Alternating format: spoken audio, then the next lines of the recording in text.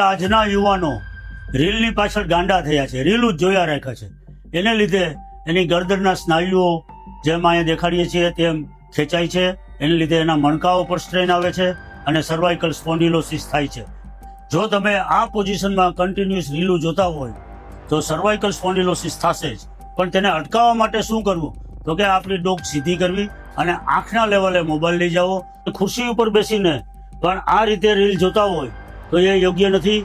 પણ તમે આ રીતે રીલ જોશો તો આપણે સર્વાઇકલ સ્પોન્ડિલોસિસને અવોઇડ કરી શકશું. તમે જો આવી રીતે રીલ જોતા હોય તો પણ એ ખરાબ વસ્તુ છે.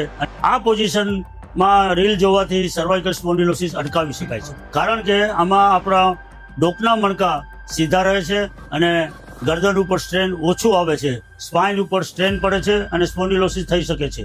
પણ જો તમે આ રીતે રીલ જોશો તો સ્પાઇન ઉપર સ્ટ્રેન આવતું નથી અને સ્પોન્ડિલોસિસથી આપણે બચી શકીએ છીએ.